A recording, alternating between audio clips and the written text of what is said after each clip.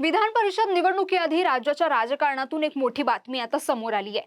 शिवसेना उभाटाचे नेते आणि माजी आमदार वैभव नाईक यांच्या अडचणीत वाढ होण्याची शक्यता असून वैभव नाईक पुन्हा एकदा एसीबी कडून चौकशीच्या फेऱ्यात अडकले आहेत।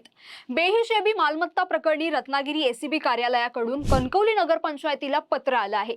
वैभव नाईक यांच्या मागे एसीबीचा ससेमिरा लागल्याने राजकीय वर्तुळात हे दबावाचं तंत्र असल्याच्या चर्चा आता रंगल्या आहेत।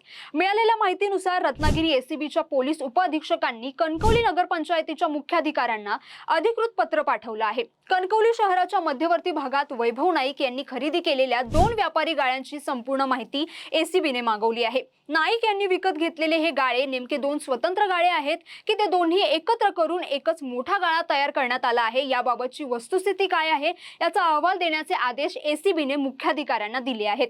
वैभव नाईक यांनी हे गाळे आज किंवा काल घेतलेले नसून सुमारे 20 वर्षांपूर्वी म्हणजे 2002 आणि 2006 मध्ये या गाळ्यांची खरेदी करण्यात आली होती। मात्र नाईक यांच्या एकूणच मालमत्तेची आणि उत्पन्नाची चौकशी गेल्या 4 वर्षांपासून सुरू आहे। 2022 सालापासून रत्नागिरी एसीबी कार्यालयामार्फत वैभव नाईक यांची अपसंपदा प्रकरणी सखोल चौकशी सुरू आहे। यापूर्वीही त्यांची आणि त्यांच्या कुटुंबियांची बँक खाती तसेच इतर मालमत्तांची तपासणी करण्यात आली होती। आता थेट नगरपंचायतीकडून जुन्या खरेदी दस्तऐवजांची आणि बांधकामाची माहिती मागवण्यात आल्याने नाईक यांच्या अडचणी वाढण्याची शक्यता आहे। वैभव नाईक हे सिंधुदुर्गात नारायण राणे आणि भाजपच्या विरोधात सातत्याने तोफ डागवण्यासाठी ओळखले जातात। त्यामुळे या नव्या चौकशी पत्रावरून जिल्ह्यात पुन्हा एकदा राजकीय वातावरण तापण्याची चिन्ह दिसतात।